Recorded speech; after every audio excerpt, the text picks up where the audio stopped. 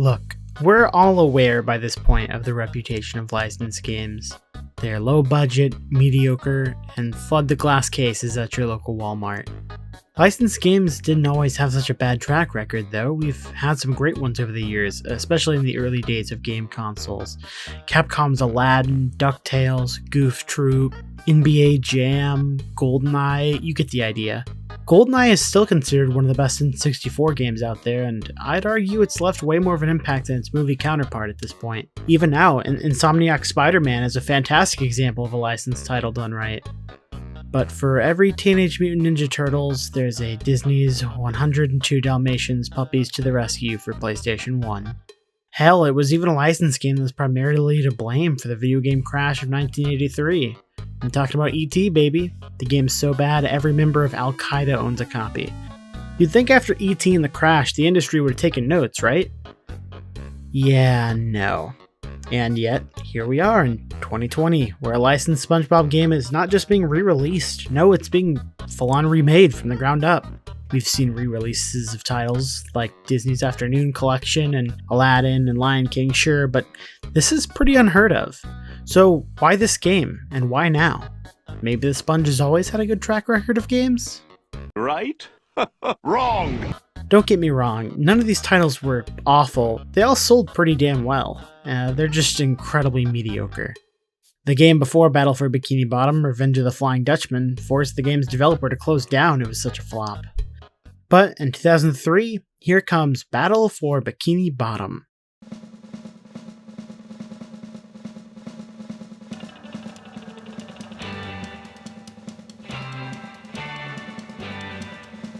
This game sold over 1 million copies, it got great critical reviews, Heavy Iron Studios knocked it out of the park, and you could tell this game was a passion project, not just another quota to meet.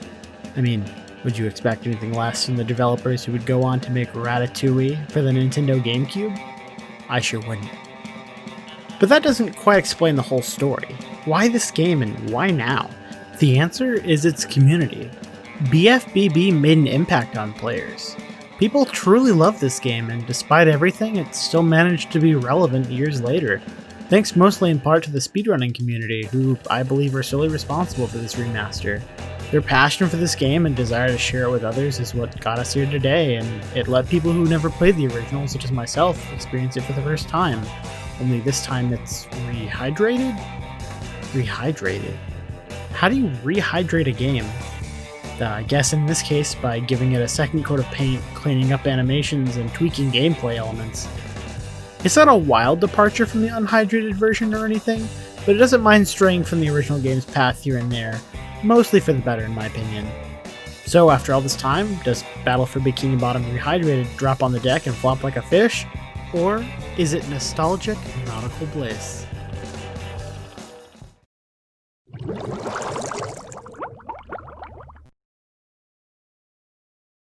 Are ya ready, kids? Aye, aye, Captain! I can't hear you! Aye, aye, Captain! Oh! Who lives in a pineapple under the sea? SpongeBob SquarePants! Absorbent and yellow and porous is he! If you live under a rock for whatever reason, SpongeBob is an animated TV show about a sponge and his aquatic pals and their day-to-day hijinks. Taking place in the Pacific Ocean, it stars all sorts of sea creatures, crabs, sea stars, pufferfish, squid, and even a dab. Battle for Bikini Bottom Rehydrated starts off with Plankton, rival business owner of Mr. Krabs, about to launch another scheme to steal the Krabby Patty secret formula from the Krusty Krab, Bikini Bottom's finest eating establishment. Plankton plans to do this by using a machine that duplicates robots. However, he forgets to flip the switch from don't obey to obey, causing the robots to throw him out of the chum bucket, and then proceed to annoy residents of Bikini Bottom with excessive violence and weapons of mass destruction. SpongeBob and Patrick, playing horses and robots, decide they'd rather play with real robots. Patrick then suggests that SpongeBob insert the robot into his magic wishing shell. Sure enough, the next morning, robots appear and trash SpongeBob's house. I tried recreating the scenario myself, and I believe my magic wishing shell is faulty. So, with Bikini Bottom now under siege from the Metal Menace, it's up to SpongeBob and pals to clean up the mess. The way to clean up this mess, of course, is to collect golden spatulas. Why, you may ask? Don't ask It's questions you aren't prepared to handle the answer to. SpongeBob, Patrick, and Sandy travel across Bikini Bottom, solving problems of residents along the way. At one point, I had to rescue Mrs. Puff's boating students from the thick kelp forest, where classes were being held specifically to avoid SpongeBob. At Goo Lagoon, robots had stolen all the sunscreen and I had to go retrieve it. I even entered the Mermalair and took it back from robots. I was really excited to see if maybe I'd get to fight one of the classic villains from the show, like Man Ray or the Dirty Bubble. But, no.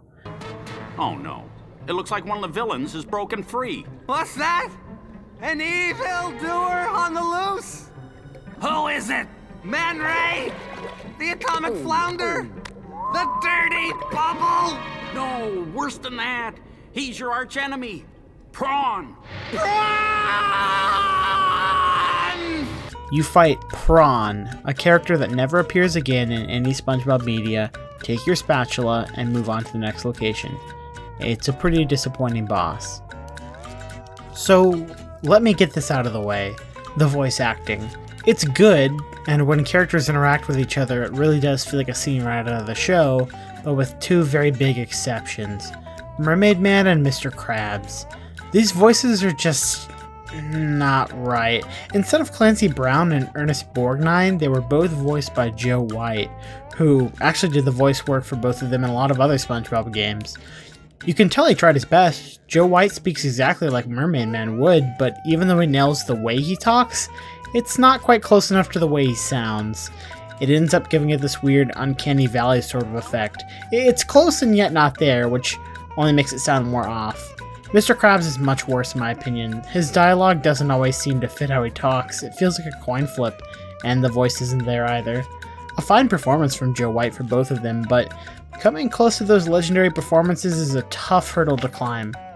Funnily enough though, Joe White isn't just a stand-in for some SpongeBob characters in some games. He voiced both Chris Redfield and Richard Aiken in the Resident Evil 1 remake, which is the game I played just before this. Chris Redfield, Alpha Team. We're here to rescue you. Richard, what the hell happened to you? Chris, this place... Get your team out of here. Demons everywhere. I just thought that was too cool of a coincidence not to mention. I understand why they couldn't get Ernest Borgnine. He unfortunately passed away in 2012, but I have to say I'm a little baffled that they didn't get Clancy Brown to record some new lines for Mr. Krabs for this remake. The dialogue for the game is pretty good. It's not typically laugh out loud funny, admittedly, but it's never annoying and doesn't detract from the overall experience. As far as I could tell, the writers for the show worked on the game, which honestly surprised me. I just kind of assumed it was a random writing team trying to do their best to imitate it. Overall, it's a very simple story with some occasionally amusing premises, and it's pretty faithful to the source material with only a few missteps here and there. The story hasn't changed since the 2003 original, but now let's dive into what has.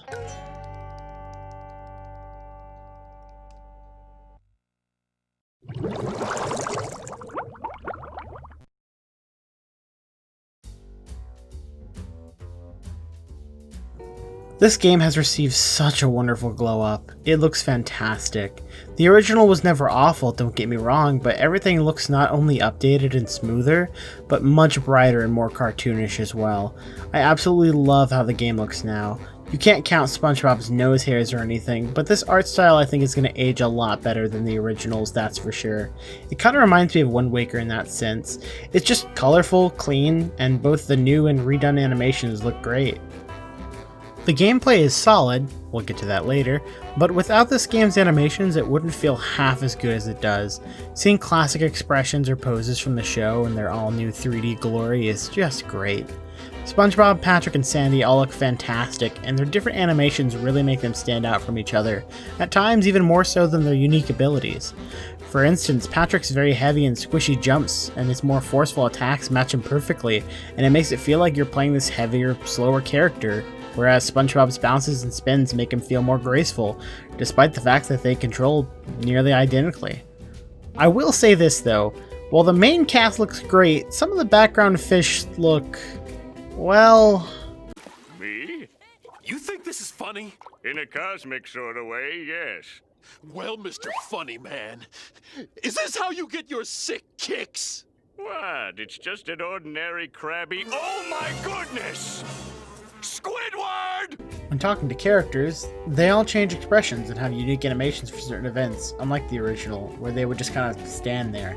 Even the mouth movements are synced up to the dialogue, and Patrick is actually holding the spatula in his dream now. You're holding it. You did it!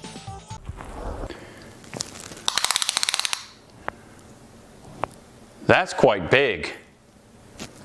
Impressive.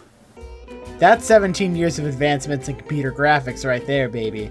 I also love seeing the art from episodes in the backgrounds of locations. There are so many examples littered around Bikini Bottom, and it feels really neat to spot them. The game really does feel like a love letter to early SpongeBob, and it's a bit of a fun, nostalgic Easter egg hunt for fans of the show. The game doesn't just look nice though, it also sounds fantastic. The sounds feel like they're ripped right from the show, and the music is great. There was never a track I didn't really enjoy, and while some of them aren't exactly mind-blowing, there were plenty of songs I adored listening to while trekking around Bikini Bottom. The music from downtown especially gives me those SpongeBob vibes, and it's what's playing right now. I also like how diverse the soundtrack was, the creepiness of Rock Bottom,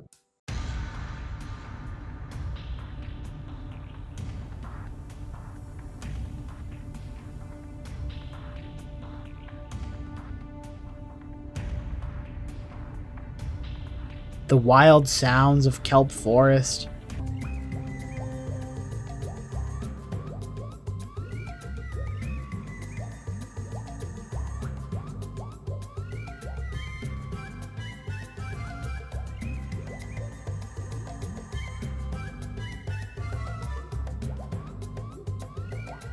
the cheesy superhero movie sound to the Murmelair's theme,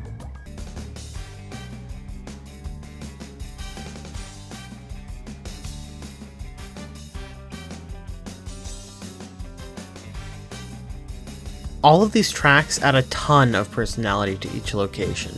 So, the game looks and sounds nice, but how does it play?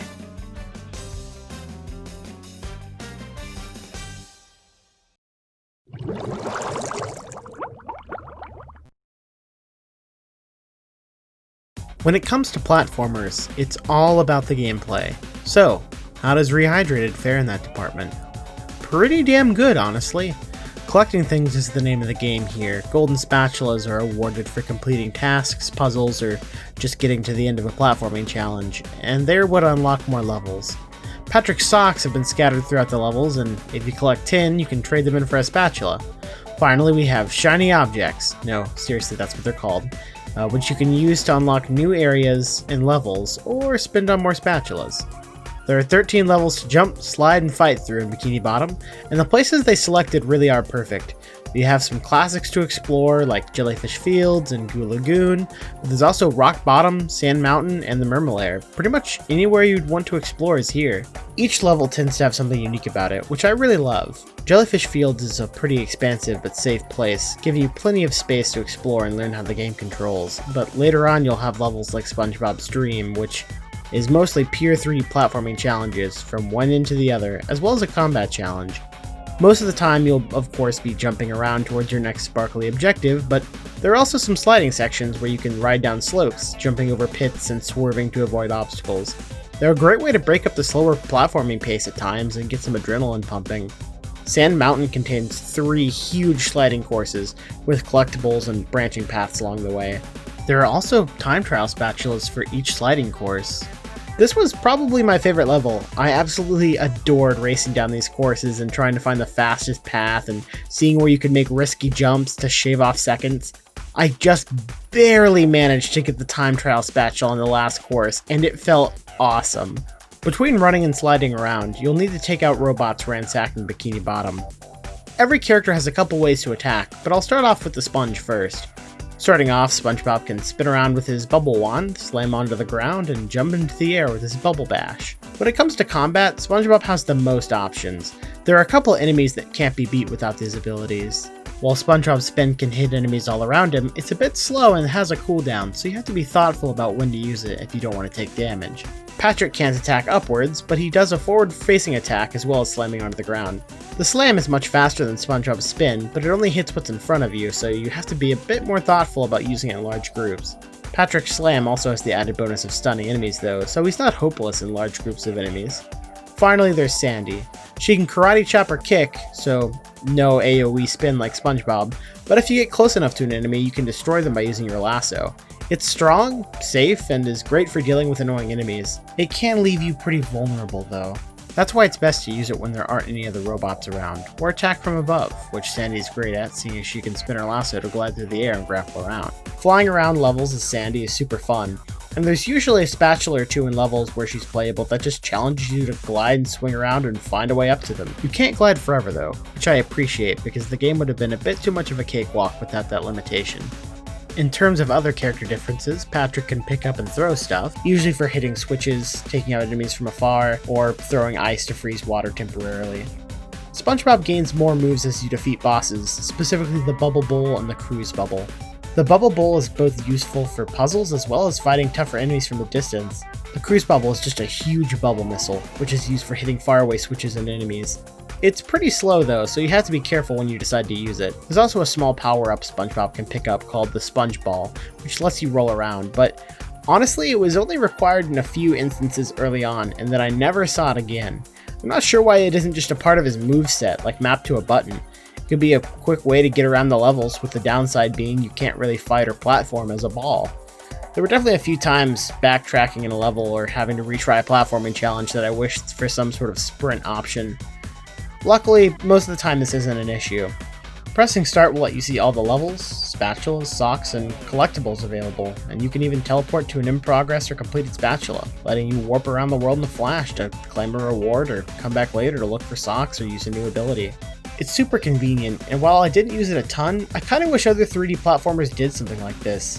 There are even cardboard boxes around which teleport you through the level, meaning going back to collect everything is typically super easy, and I really appreciate that. As I briefly mentioned earlier, Battle for Bikini Bottom has boss battles. There are a couple smaller mini-bosses in some areas, and main bosses that will grant you some new moves and let you access more levels after beating them. I never found any of the mini-bosses to be super entertaining, and they were obviously way too easy for a pro gamer such as myself. What weenies? Would you care for another Diet Cola with a lemon twist, weenie? What? But I'm not a weenie! I'm sorry, sir, but my sensors indicate that you are indeed a weenie.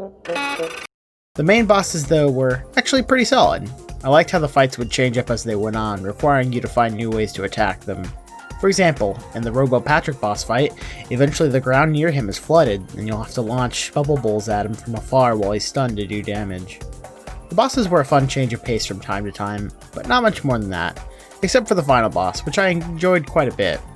It uses nearly all of your moves and requires a bit more platforming than the other bosses do, but I will admit a large portion of the final boss just involves spamming the cruise bubble at anything that moves.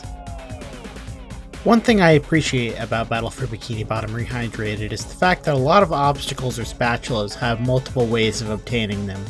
Kinda similar to what Super Mario Odyssey did a couple years later, just in a much smaller, more watered down scale. The game is pretty linear, and there's always an intended solution, but sometimes you can get through character-specific areas or skip portions of levels with a bit of thought and excellent platforming.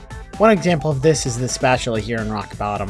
What you're supposed to do is hit a hidden button, which creates a grapple point for Sandy, then ride it around to the spatula. However, I managed to find a tall rock to glide from, and it was just barely close enough to glide over. I love being able to complete objectives in my own way, and I wish the game had more instances of spatulas like these. I also think it could benefit from hiding large amounts of shiny objects in hard-to-reach hidden areas, also similar to Super Mario Odyssey. Especially now that Mr. Krabs' spatulas require way more shiny objects in the remake, with it taking something like 100,000 shiny objects. The original seemed way more manageable and didn't require any grinding, and I have no earthly idea why they made this change. I did run into a few glitches here and there, but nothing really damaged my experience or caused any frustration. The biggest probably being that sometimes I would just land on trampolines instead of getting bounced, but this was rare and could be fixed by just jumping again. Overall, Battle for Bikini Bottom Rehydrated feels surprisingly modern, and while it doesn't shatter any new boundaries or try anything spectacularly new like more recent 3D platformers such as Mario Odyssey, it still feels pretty damn good. If you want a great old school 3D platformer to play through, this game's perfect. What's here is incredibly solid, and I believe it's only going to continue to stand the test of time. However, there is a part of the game I haven't mentioned yet. I really don't want to do this, but I've got to talk about the new multiplayer option that Rehydrated has. It uses unused content from the original, such as Robot Squidward and a more fleshed out Patrick's Dream. I was excited to see them take this old content that had been dropped in the original and add even more to the single player experience, but instead, they developed it into a multiplayer mode and the content was delegated there, and God is it a letdown. You start off by picking a character, with some new faces now being playable, including Mr. Krabs, Squidward, Gary, and Roboplankton. I'll start with the good. It's nice that there are some extra characters for variety, and obviously they had a bit of thought in terms of their moveset. I love that Mr. Krabs' weapon is the swordfish skull from the Smitty Urban Jaegerman Jensen episode. Squidward's clarinet shoots out notes that travel really far, but are pretty small so it can be hard to hit with them. Roboplankton is similar with his energy blast. I thought having a ranged character who could safely attack but is hard to land hits with was kind of interesting, but nearly all the other characters control identically, meaning you have a choice of a ranged character or a melee character. They attack in front of them, and they can slam. They even screwed up SpongeBob. I mentioned earlier how I like the fact that his attack swung around him, protecting him from anything around him, but the delay between swings made it easy to get hit, so you had to be careful when you use it. But here they just sped it up so much that no brain power is required and you can just throw it out the window. Another problem I had instantly was that when I went to multiplayer, there was no way to change control inputs, meaning player 1 was always registered to the keyboard, despite the fact I was using a controller and I didn't touch the damn thing. This meant if I wanted to, say, connect another controller and play with another person that way, I'd have to unplug my entire keyboard and mouse. And when I did use the keyboard and mouse, the game would seemingly randomly just not get any input from the mouse, meaning I couldn't attack for up to 30 seconds until it just decided to work again. This is why, despite player 1 being labeled as me and player 2 being guest, it's actually the opposite. I picked Squidward in this case, and my partner here picked Mr. Krabs. Now, on to the mode itself. You start on an island, fight 3 waves of enemies, then make 2 or 3 jumps to the next island. Rinse and repeat for over 20 islands. The different islands never amount to anything interesting, you just walk towards any robot and start mashing. It just feels unfinished to me. Like no one gave it a try and thought, why is this fun again? It feels like it went on for forever. At some point, Robo Squidward will start raining down attacks from above randomly onto the islands, and even tracking you before attacking later on. So not only do you have to fight what feels like 100 robots all with their own projectiles, you have to constantly be moving and looking around for indicators that something is about to kill you. Not that it matters, of course, since it feels nearly impossible to tell when you've been hit, and even if you die, there are no consequences. You'll just respawn after a few moments. Even if you both die, the game will wait for a bit and will probably just respawn one of you with no consequences. And if you happen to die at the same time, the current wave just restarts. Despite the complete mess of enemies and threats they throw at you, all of it's meaningless since death means nothing but a minor inconvenience. The multiplayer mode keeps track of how many enemies you defeat and other statistics, but there's no final score anywhere to try to beat or any remote reward. If beating the multiplayer mode maybe let you send shiny objects to your single player file, maybe that would justify playing it and the huge increase in shiny objects required to buy golden spatulas. But instead, it's a completely empty experience where you gain nothing and lose half an hour. Oh god, and I hate the music. The song they use here is played in rock bottom, where I actually really liked it. It's unsettling, it adds to the quiet eeriness of the level, but here it does absolutely nothing for the multiplayer mode, and it quickly becomes irritating after 45 minutes. I hate that they reuse this track here, because I actually liked it before playing the multiplayer mode.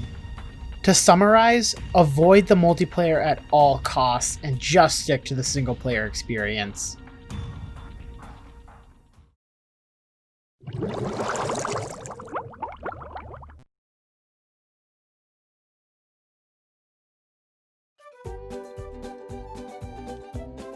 So, to end things off, what would I change about this game? Honestly, the only changes I would make to the single player would be to lower the cost of spatulas back to the original. The new higher costs just result in this tedious grind. It's completely ridiculous. I would have also loved to see Patrick's dream be a full-on level, using the unused content from the original. Also, scrap the multiplayer mode entirely. It's a mild distraction at best and a waste of space on the menu at worst. The game gains nothing from its inclusion. Overall, I loved Battle for Bikini Bottom Rehydrated. It's a fantastic little 3D platformer and it holds up seriously well. It's nothing groundbreaking or genre altering, but back in 2003, being just an excellent game was more than enough. And despite all these years later, all it needed was a little touch up here and there and it still holds up.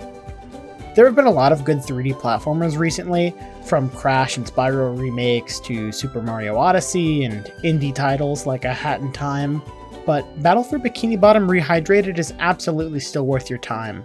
And for $30 on Steam, I highly recommend picking it up between some of the bigger releases this year, especially if it's on sale. Thank you all so much for getting to this part of the video. I've never done something like this before, but I had an absolute blast making it. I'm not planning on stopping anytime soon, but in the meantime, please let me know your thoughts on the video in the comments below, or just throw me a like or dislike. I'd love to know how I can improve and what I should continue doing. Among all the voices shouting about games on YouTube, thanks for giving mine a shot. Have a good one, and see you all in the next video.